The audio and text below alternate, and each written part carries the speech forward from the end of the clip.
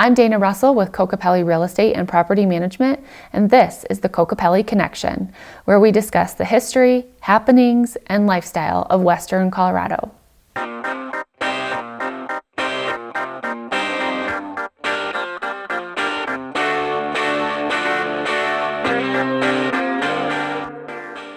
On this episode of the Kokopelli Connection, we are at Talbott Farms in Palisade, Colorado. We're talking with Charles Talbott and his fiancée, Taylor Ramsey. Talbott Farms is an iconic winery, cider company, and farm that was started by Charles' family 6 generations ago and has been continued to be run by the Talbott family ever since. Charles and Taylor are both military veterans from the Marine Corps in the Army. We learned a little bit about that as well. They talked about life on the farm, working at 3 a.m. to keep fruit trees from freezing, and how Charles turned military homebrew into the Talbot Cider Company. We also hear about the Palisade Bluegrass Bash. That's a tongue twister, say that 10 times. That is happening April 17th to the 20th. This is a local music festival in Palisade, and it features multiple bands at several great locations throughout the town of Palisade. Let's dive in. Charles and Taylor, thank you for joining us on this episode today. We really appreciate it. We are at Talbot's, and we are going to talk to them about the history and just life at Talbot's. So tell us a little bit about yourselves. So my name is Charles Talbott. I am the 6th generation of Talbots to be farming in Palisade, and we've been farming here since 1907. After I graduated high school, I went to the Marine Corps, served as an aircraft mechanic for about 4 years, and then got out. And my cousin and I started the Hard Cider Company, and been here ever since. Thank you for your service, and thank you too. Yeah, so kind of similar. My name is Taylor Ramsey. I am Charles's fiancé. I didn't know that you were his fiancé. We are engaged as of last August. That's so exciting. Very exciting. Yeah, we get married in October. So congratulations. Thank you. I don't work for the farm, but I do help him with festivals and events. I do work for a credit union, Elevations Credit Union. That's a Boulder and Denver-based credit union. I'm an application support analyst. So I'm on the IT back end of things. I work remote. I love it. Kind of similar to him. I grew up here, graduated from Central, attended college, didn't really like college, so I enlisted in the Army, got in as IT, and then switched over to space operations, and then I deployed to the Middle East in 2020 doing space operations. Came back, got a job with Elevations, and have been there ever since for about 4 years, and met him in 2021, and now we live together, and like I said, getting married this year, so yeah. That's exciting. What's space operations? So we are able to see. So I am able to see with satellite imagery and detection where, like bombs are where like rockets and missiles are being launched from, depending on their trajectory and their heat signature, what type of missile it is and where it's going to impact before it impacts. So that's kind of what I did. Very similar to intelligence, but just more focused on the satellite aspect of it. So, yeah. That's interesting. Yeah, it was great. I loved it until COVID hit, and then it was not fun. So, give us a little bit of history of Talbot's. You said you guys started in 1907, so kind of take us from there. So the first to settle here was Joseph Yeager in 1907, and his daughter ended up marrying Harry Talbot Sr., and I'd have to look, but in the 1930s, 1940s, and by 1965, he had incorporated Talbott Farms, and that's where the business that we operate today officially started. The building that you're sitting in now was built in the 80s after our packing shed burnt down. That was across the street. Pretty wild when it burnt down, to give you an idea of how much easier things were to build and processes were back then. The packing shed burnt down at the beginning of the year. Within 4 months, my granddad had a working, operating packing shed with all the equipment and was able to run that peach harvest. That's a quick turnaround. Very, very quick. Yes. So very different than the inspections and different things we have today that I feel stretch out some of the processes of things. And but overall, from there, my great-granddad had a stroke in the late 80s, and my granddad and his 4 kids took over the family farm. Today, my dad and his 2 brothers operate the farm. My dad is the head of horticulture and runs the farming operations. One of my uncles is our CEO and does marketing and sales, and then the other uncle does packing and processing. Okay. And then they have one other brother who is a poor farmer, bad at driving tractors, so he became an ER doc. So there's always one in the family. He is the biggest single farmer of each one of them, as far as he has his own peach farm and vineyard down the road. So he is still part of the family operation, just in a different career path. Then coming back in 2015, my cousin and I started the Hard Cider Company.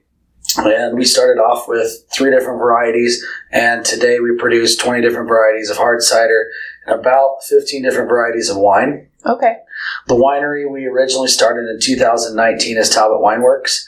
Gallo bought Talbot Vineyards in California, so we changed from Talbot Wineworks to Centennial Cellars, since we're a Centennial farm. Okay. And from there, we've built the wine brand up until 2022, when my brother and I purchased the company from my uncles. Okay. And now we lease and we work together and everything else, but responsibility matches authority, and we run our own side of our company.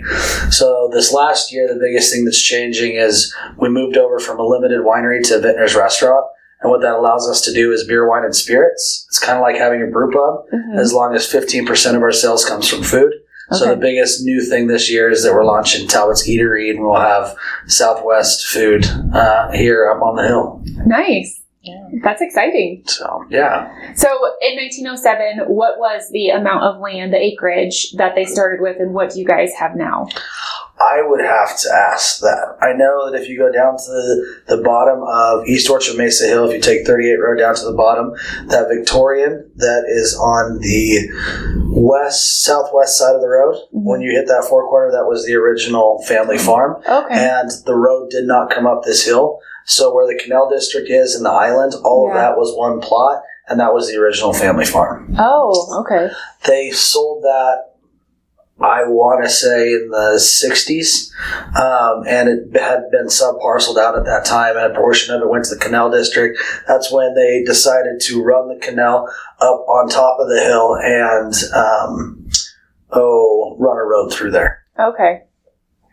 Then, I don't know where I was going with that. Oh, from there, where we are today is our family farm is actually diversified quite a bit, where we don't just farm for ourselves, we pack for about 40 other producers. So our family farm's made up about 50% owned and 50% leases. Today we farm about 350 acres of peaches, 160 acres of wine grapes, and then 40 acres of miscellaneous that breaks down between cherries, pears, so on and so forth. Oh, okay. So there's quite a bit going on. Yeah. We also we produce about 600,000 gallons of apple juice a year out of our cider mill in the back. And we buy that in the store every year, specifically for Talbots. Yep. Thank you. We appreciate it. Yes, it makes some very good. We actually, this year, for Thanksgiving, we always do a camping trip, and we mulled it and then had it at the fire, and ooh, that was very tasty. It made for a nice treat after a long day of cold hiking. Oh, yeah. It was good. So tell us what a day in the life of a peach farmer, or just a farmer in general, looks like. Bruce for that, but days probably vary, I'm assuming. Days definitely vary. I've been running on 3 hours of sleep today. We are in frost protection season, so for the past few nights I've started running wind machines about 9:30 at night and not really stopping until about 9 a.m. So that's every year, and it changes. Some years we run more often, some years we run less often, but anymore, I farm 7 acres of peaches, and we have chickens and dogs, and but for the most part, that my existence as more of a wine and cider maker and less of a farmer. Okay. So tell us more about what's going on with the freeze warning right now. You said the wind machines. What does that do, and how does that affect the blossoms and the peach trees and all of your produce? So this time of year, every year, is our most volatile time for the fruit. It's where the fruit is at its most vulnerable. This year we are 10 to 14 days early, which is not very typical. So we have these wind machines that are basically these giant aircraft propellers that are 30 feet in the air with a motor down at the bottom. And when we start these, hot air rises. So what we're trying to do is take the hot air from up here and create an inversion and bring the air down here. So we're basically turning around and circulating that orchard, and each wind machine does about 7 to 10 acres, and it'll circulate around throughout the night. So once we hit about 32 degrees, 32 and below, we're running wind machines. Okay. So... And on average, or at least for this year, what are you noticing that is being saved, and what are you losing up to this point? So it definitely depends. We definitely, in Palisade, we farm microclimates. We're 10 degrees hotter than you are in Fruita. So, but within that, there are even more microclimates within that area. So what we call it is the banana belt. The closer that you are to the mountainsides, typically the better wind shift that you have off the top of the mountains into the valley. So you typically are much warmer. So the further we get away from Tibet Canyon, the closer we get to 32 Road, the closer things freeze. So most of the fruit here is protected, but at the same time, when you look up in the sky, if it's a cloudy night, you're typically not going to get below 32 degrees. It's when we have an open sky that you get below that. And there are nights that we've been able to track where we have one big hole in the sky that it just runs a kill circle all the way down the valley. It's pretty wild. Oh, that's interesting. I never would have thought that there would be that much of a swing from the beginning of the canyon to 32 Road. Yeah. That's crazy. Well, and it's the wind machines help us in about a 5-degree change. Anything below, 25 to 22 degrees, we start just damaged by the hour. Okay. So at this point, the season, we're probably looking at about 30% crop damage overall. Those numbers aren't concrete. We typically wait a couple days. Those are just initial estimates. But some of that comes off when we're pruning. So some of that is natural pruning. We still will have a good crop as long as we can get through the next few days. So when we have the Dave Fischel, the historian, on, he's talking about how Fruita is named Fruita because of all the fruit trees. Well, there aren't any fruit trees in Fruita. He said in the 18 or 19 turn of the century, there was like a horrible Arctic cold front that came down around this time of the year. Sub-zero temperatures. Sub-zero temperatures. And so there were reports of the fruit trees actually exploding because it got so cold that they froze and actually exploded. And that's why a lot of the fruit trees disappeared from Fruita. My grandpa said there was one time in his life that he remembers that where he was laying in bed and they didn't explode, but you could hear the trees crack down the center. Jeez. That's crazy. So it's pretty wild. Yeah, we've not done that cold. No. But my family can tell you, they have it burned into their memory every year that we had a no crop year, and the early 90s were very, very rough. Things have changed a lot now.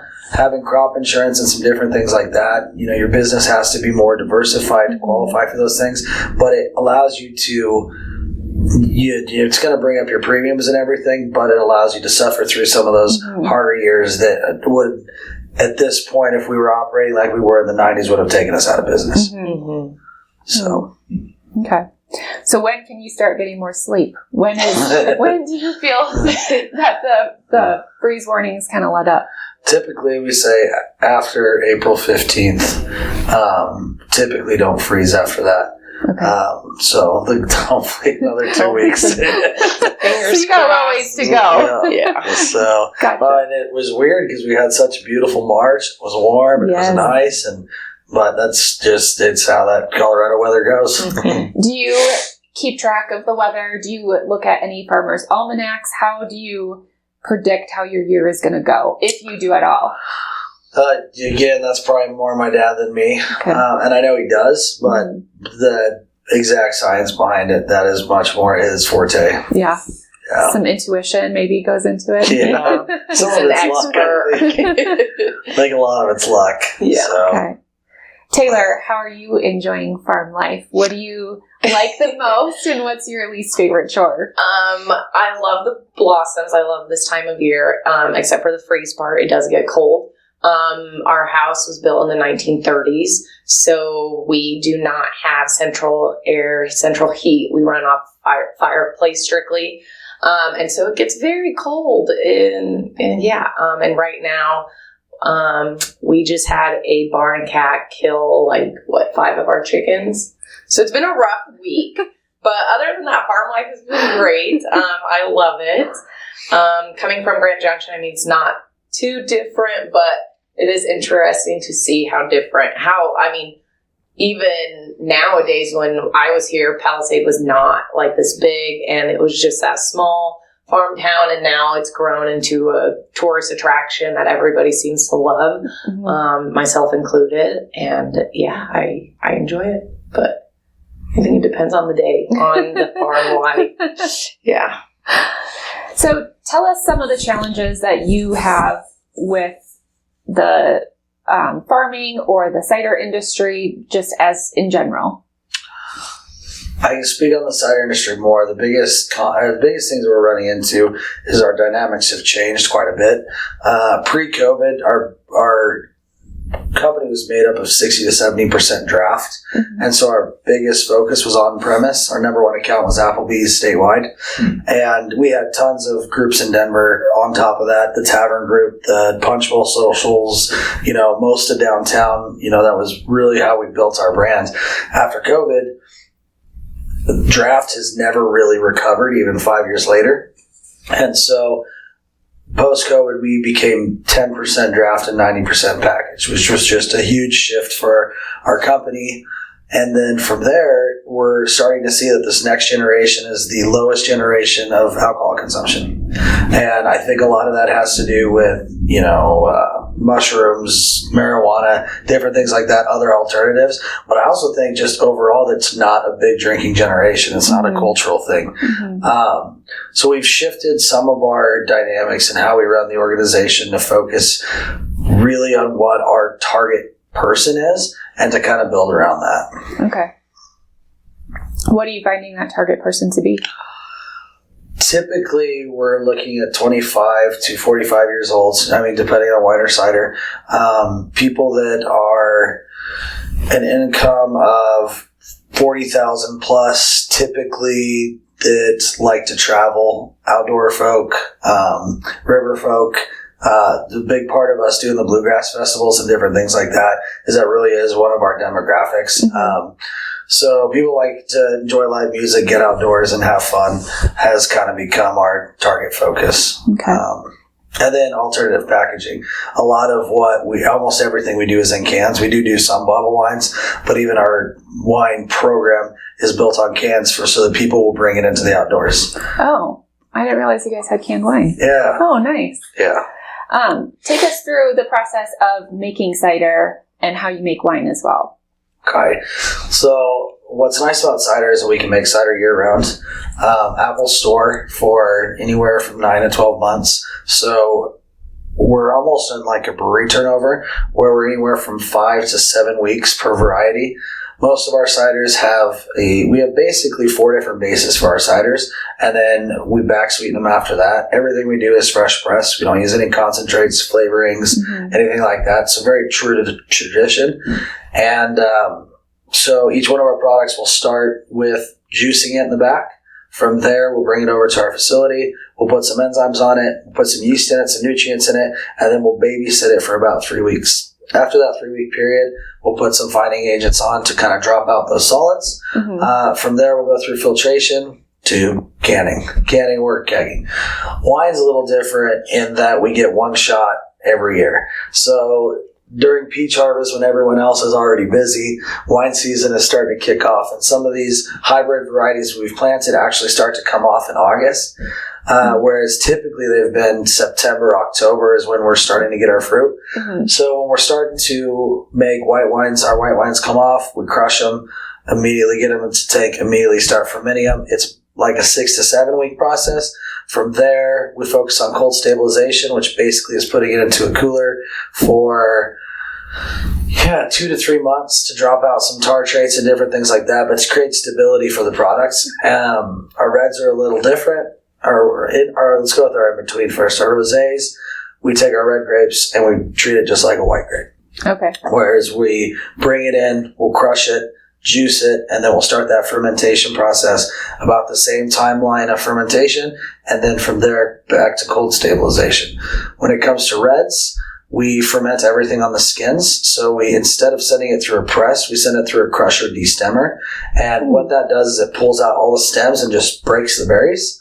From there, we'll add yeast and nutrients to it, and it's a daily punch down. So we're coming in and we're pushing the fermentation is pushing the fruit to the top. So we're coming in and pushing the fruit back down. Oh, okay. And what that does is it builds your color, builds your tannin structure, builds your body. And so the red wine is a lot more hands-on, where you're consistently having to monitor it day after day. You're not getting in there and stomping it with your feet? I know winemakers that do. I'm not a foot stomper. But I to tell you the truth, I do like putting my hands into the fermentation so you can feel the different heats in the fermentation and kind of spread out that heat and mix it around. I think it's a little more traditional way to do it. A lot of people just use punch down tools, which there's nothing wrong with it. It's a lot easier in some of the bigger tanks, but if we're fermenting in bins like the majority of what we're doing, it's easy to get in there with your hands, and you get a little more leveled fermentation. Okay. From there, after the fermentation, we'll press everything out, and then all of our red wines go into French oak for a minimum of 8 months to 2 years, depending on the variety. Yep. Oh, wow. That's interesting. That's quite a while, 2 years for them to sit. Yeah, it's only for our reserves. Okay. So typically the way that we are building our brand, different than I feel other people build their brands, is what we're focused on is medium body reds that are fruit forward. Mm-hmm. So we don't want them to be sweet or anything like that. Mm-hmm. We just want to focus on more of that fruit characteristic and that fruit aromatics the reason using French oak is to have a good mild body, kind of carry through. So most of our most successful wines are those very fruit forward reds. Okay. I have a question about the tannins. Yeah. No, you can ask. No, you go ahead. Well, I don't know what you're going to ask. Well, just what tannins are like with the Italian. Oh, yeah. So explain tannins a little bit. So what tannins are is there's tannins in the fruit, and there's tannins that you pick up from oak. And there's other things you can pick up tannins from. But tannins is essentially the dryness that you feel in your mouth. It's that astringency. Uh-huh. So if you're trying to pick up a lot of tannin on the fruit, you're just going to really focus on a lot of punch downs and really keeping that fruit in the fermentation as much as possible. And then the other side of that is when you look at barrel selection, there are certain barrels that are going to focus on fruit forwardness, and then certain barrels that are going to focus on tannin forwardness. There's also different yeast strains that help dictate how much your tannin level or your fruit level or what your end product's going to be.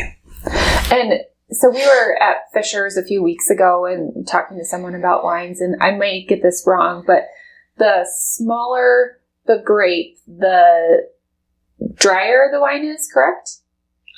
And the larger the grape, the not sweeter it is, but am I getting that wrong? I can't remember what they. I told you I might not get it right. That's all right. I think it kind of depends on variety, and it so much has to do with the variety, when it's picked, how it's picked. Okay. Is it machine harvested? Is it hand harvested?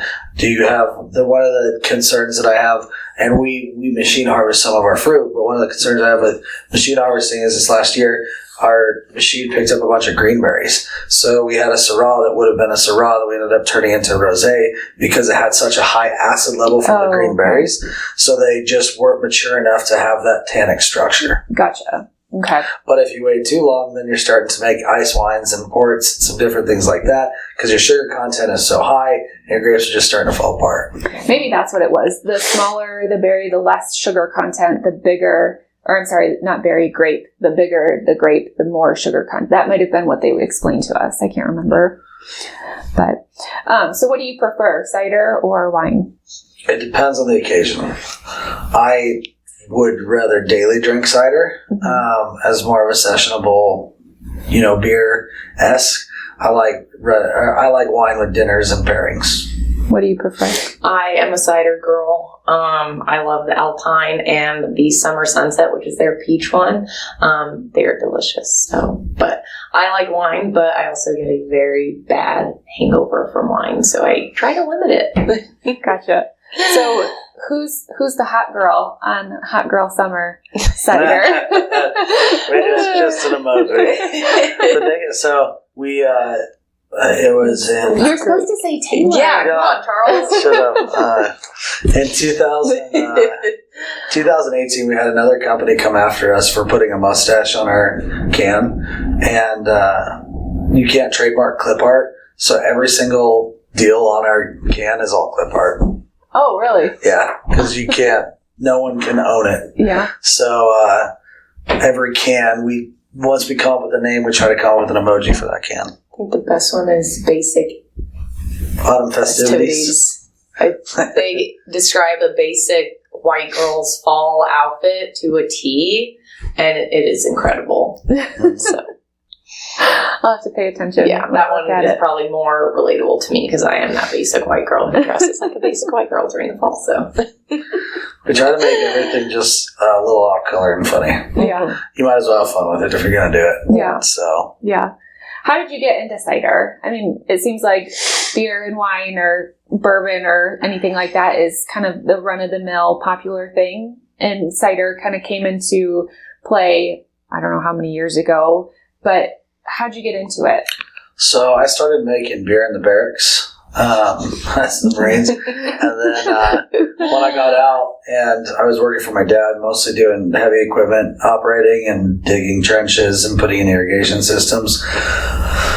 Kind of those one-man shows, driving tractors and stuff. And my cousin that was working for a hop farm down here ended up coming over, and he and I were brewing beer together. And we've been making sweet cider here since the 1980s, and my uncles had always thought about having a hard cidery, but they never felt that they had the bandwidth to put something together. Mm-hmm. So we took a lot of the beer techniques that we had learned over, the years as a home brewer and just started to apply those to apple juice. Okay. And we started to find some that we liked. And from there, we turned it into a business model, made a proposal, and, a couple months later, we were starting to put the plan together. About 8 months after that, we're ordering in equipment, and not long after that, we'll have 3 ciders on the market, and we're out there self-distributing and hustling the market. Good for you guys. Yeah. Good. Where do you see Talbot Cider going? What's your vision for your side of Talbot's? I want to see the restaurant side of it grow. Right, currently, we are a Colorado distributed. The overall goal is I'd like to see us be at least Southwest to regional distribution with our products. This year will be the first year we break out of state. We're starting to go into Missouri and Kansas this year. Okay. Tailing off of Peaches, working with Hy-Vee and AWG and some different companies like that to expand ourselves outside of this market. And then the restaurant side, I just want to really focus on creating a good quality product that shows the Southwest flair and kind of what makes this region great. And then add fresh fruits and vegetables to exactly that and kind of give it our own farm spin. The overall vision is the farm bar.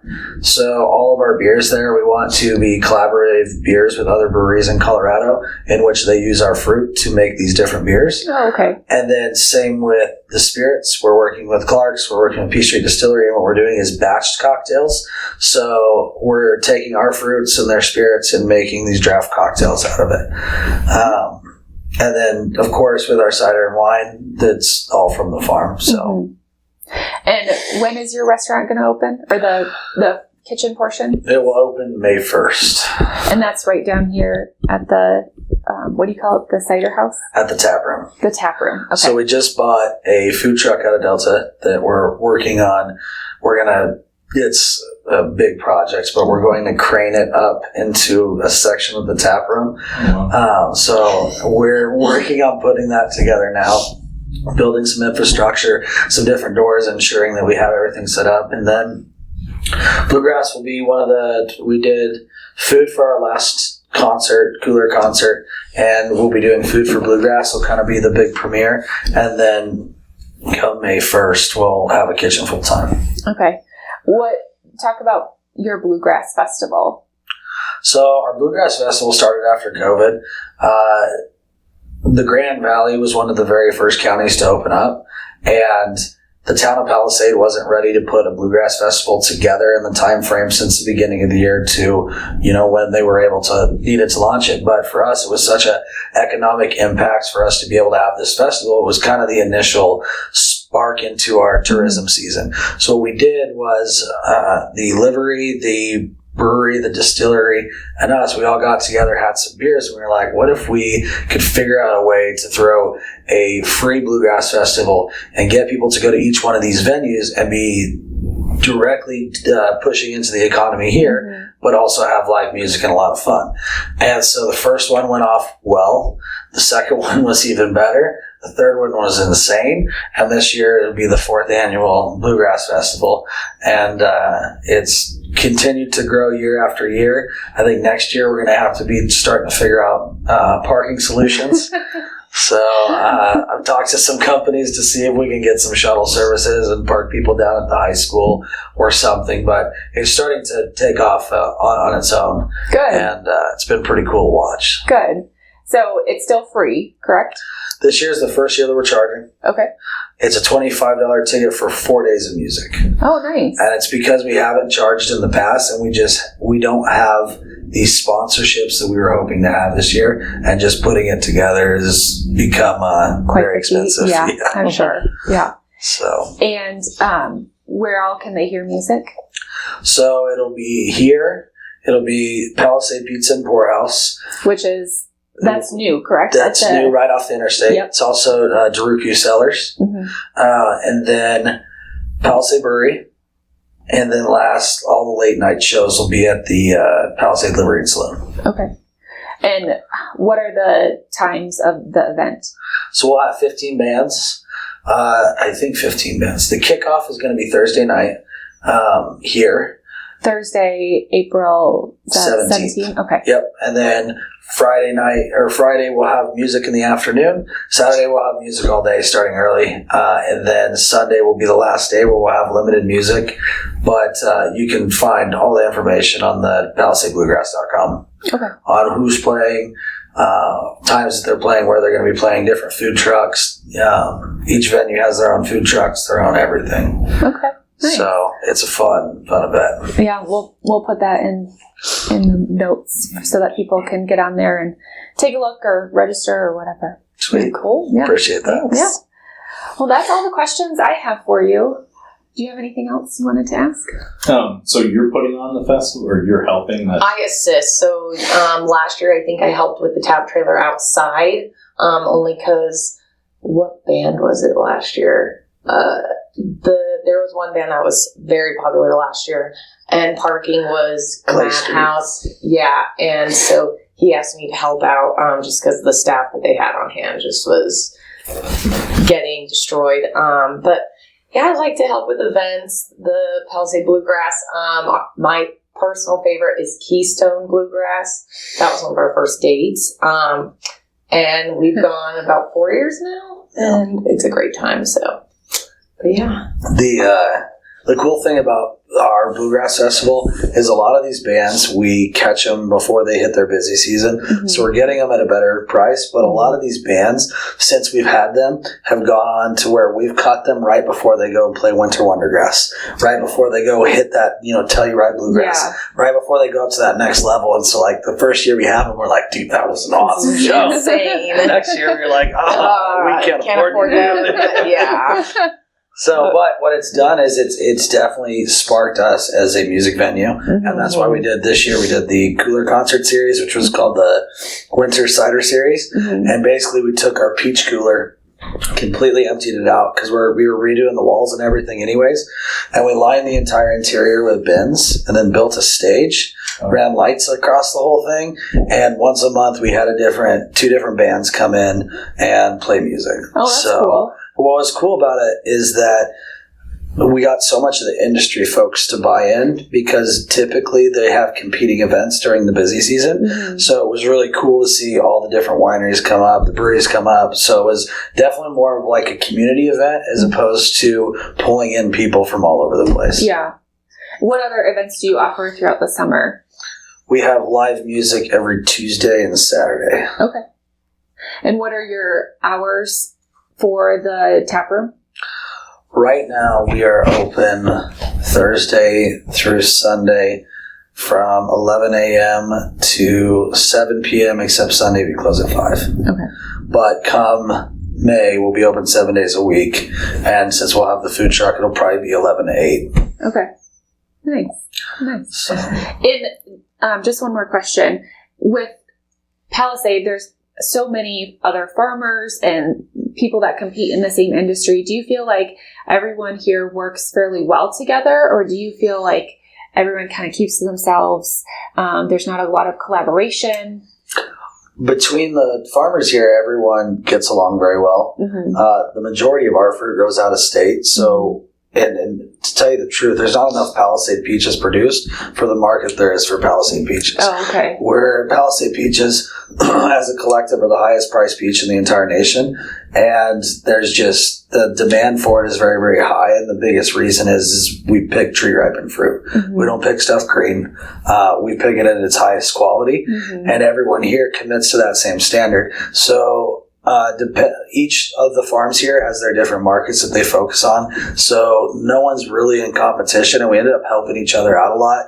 Like, we don't have cherry packing abilities, so we go to Brian Nolan's to pack all of our cherries because we just don't have the capability to do that. Yeah. If people get overstocked on peaches and can't pack their own peaches, we will bring them up here and we'll pack their peaches. Okay. So there's a big collaborative part of that. And then when it comes to the wine and beverage side of the industry, this is one of the most accepting, collaborative environments that I've seen in the wine industry. Everyone works together. So there's not, I like to call it Washington quality wine with a Midwest personality. Because no one here is too proud. Everyone's easygoing. It's like visiting family. Yeah. So.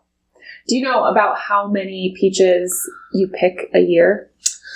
I'd have to ask. We've become so, that's been I'd say, it's gotten a lot better, but that was some of the initial difficulty with working with the family, was that as we grew, we just became further and further disconnected, because we went from one of the first years that we started the cider company, we weren't making any money. So I was working over on their side of the organization, driving tractors, moving forklifts, so on and so forth, because we didn't have enough to keep us busy. We weren't selling enough product. It was only two of us. And we were doing everything from sales to packaging to producing to all of it. And but as we started growing and growing and growing, we just kind of grew our own roots and did our own thing. And we've grown farther from the family farm, but more of like a value-added side of the family farm. Yeah. Well, thank you guys for chatting with us today. We really appreciate it. And thanks for letting us to come out and see everything you have here. Thanks for having us. Yeah, thank you.